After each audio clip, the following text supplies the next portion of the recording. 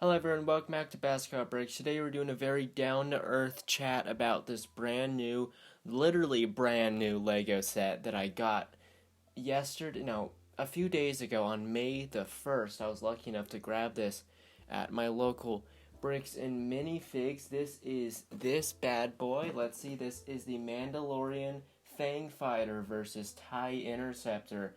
This is set number 75348. This is for children 9 and up, and it comes with 4 minifigures and 2 vehicles. Now, this set costed me $100, which is definitely something we're going to be able to dig into, but I guess let's just dive right into what's happening here. Let's start off with the Fang Fighter. I have personally not done my due diligence of looking up any reference photos, so I'm jumping into this purely on visual aesthetics and what I would want this to look like. And I'm not gonna lie, I did not buy this set for this fighter.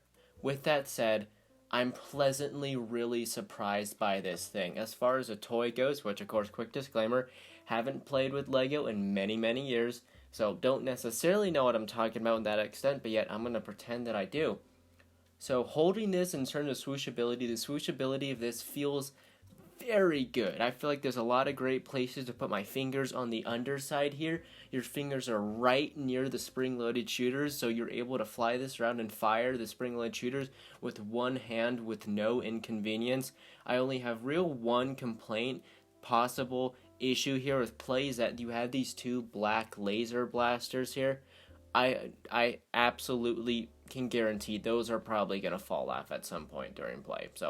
But besides that, extremely solid construction. Now, if you're going to display this, I'd highly recommend not displaying this horizontally and instead displaying it vertically. Not only does this save a bunch of space, but it only shows you the good sides of the StarCraft. Admittedly, it doesn't look terrible from the underneath. You can still see that they tried to make it look presentable, though I'd recommend just this side. Maybe have it like that, maybe have it like that. Just display it vertically. You are going to need to build a stand for it, but if you insist on having it on the ground like this, maybe even build a stand giving it a slight tilt just to give it a little bit more presence, a little bit more character.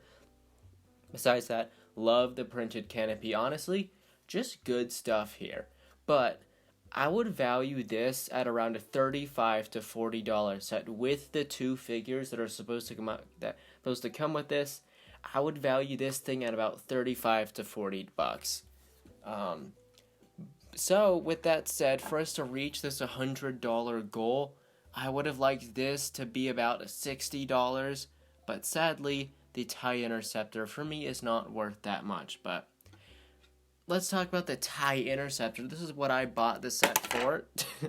I love my TIE fighters. Now, this is actually a custom-built stand. We'll get back to stands in a minute. As far as the TIE Interceptor goes, this thing looks fierce. It looks badass. This is a great thing to have on your shelf. It really, it draws right to this thing. It's fierce. It's awesome. The construction is actually surprisingly quite different from previous TIE fighters. It just looks really great with the exception, of the little blue pins here on the back. Besides that, I really love this thing. I think they nailed the overall look of this thing. Got some interesting building techniques. The actual canopy here was really fun to build. The wings were a bit repetitive, but that's what you expect. Lego did do an interesting decision here. It appears that they're doubling down on having the little laser bolts in green, which is okay. But interestingly, they did not give you any on the wings. They gave the spring-loaded shooters to the canopy, which is very interesting. This allows that you don't necessarily have to modify the build if you want to take those off, but maybe 4 spring-loaded shooters would have just been more fun. And while you can kind of access them with one hand, though it's a little tricky, I think it would have been a lot better to have them on the wings, as it's better to hold it, and then now you can just access them very easily with the wings. And now you either have to try to maneuver it just with one hand here in the back, or you have to bring in a second hand and try to get in there, try to get around your other hand. It's a bit of a process, but as that, once again, swooshability is very good. But I have one major complaint. Let's move some minifigs here. So when I try to put this on a table as is, sadly, the wings in here they bend a little bit. Now, for as far as kids go, that's not a huge issue, honestly. I just recommend doing that if you don't want to display it and you just want to put it somewhere. But if you want to have it in a proper position, you're going to need a stand. Otherwise, you might risk damaging these pieces in the long run. And honestly, I'd value this at about $50. So I would value this at about $85 to $90. All of this, realistically, maybe $80. So $100 is not terrible. It's not a leap. It's a little bit much, but I would have really liked for them to use some of that parts budget to give us a stand. I built this really crude stand here. It looks more like a rock structure than everything. Now, if you're going to want to build a stand for this, I'd recommend, first of all, use some bigger pieces. Like I use this large slope pieces. Don't just stack a bunch of 2x2s, because this thing is very forward heavy. It will lean forward. Even then, what I have here isn't super stable. And there are a couple of holes at the bottom here that they aren't super deep, so maybe you can take advantage of that and run a Technic beam through here. That'd probably be your best bet. I'd also recommend extending the base forward a little bit here, because once again, very forward heavy. If you want this thing to display and to not fall over, those would be kind of my recommendations. As far as the minifigures go, we get Din Djarin, the new Din Djarin minifigure. Huge upgrade, astronomically better. I think he also might have a little bit of new torso printing, though I don't know if this is the same torso and legs that's been on the Naboo Starfighter set. Of course, new Darksaber looks great, and they actually give you enough pieces for an extra, unless I lucked out with the duplicate. Here we have the kind of, what is this guy called? The Fleet Commander. Now, I feel like he was in the show at some point, don't know exactly. He looks great. I like him. He comes with a hairpiece and a helmet. Love that he comes with a hairpiece, though it confuses me that Din Djarin didn't. And on top of that, this guy comes with a pistol and a thermal detonator, yet Din Djarin has no blaster. A bit odd. Here we have a female TIE fighter pilot. She looks great. Nice to see a little bit more, inclusivity here in the LEGO world. So this is awesome. Just a fantastic looking figure. I love TIE fighter pilots. Looks great. And for me, oddly, my favorite figure here has to be this astromech droid. What is its name?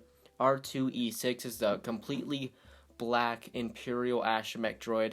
I don't know. I love it. I love astromech droids. Would have liked some back printing, but thankfully, because he is black, doesn't look too terrible on the back then. So that's my quick thoughts about this set. Honestly, I was really surprised here, because I knew I was going to like the TIE Interceptor, and I love the TIE Interceptor, but this, honestly, the Fang Fighter adds a lot more value than I was expecting. This is overall for $100. There are far better deals out there, but this is not one of the worst. If you like what you see here, I would encourage you to go get it, especially nowadays, since it's probably going to be rather unavailable for the next few weeks and maybe the next month or so. So overall, I'd give this my thumbs up. Everyone, that was my kind of quick discussion over this set. I think we got a little bit of, I did drop this before filming. Admittedly, I dropped it before filming, so there may be a few things a bit off, and I apologize if you noticed any maybe pieces coming off. But yep, I hope you enjoyed today's video. I'm sorry that I know this has been a lot more, once again, kind of down to earth.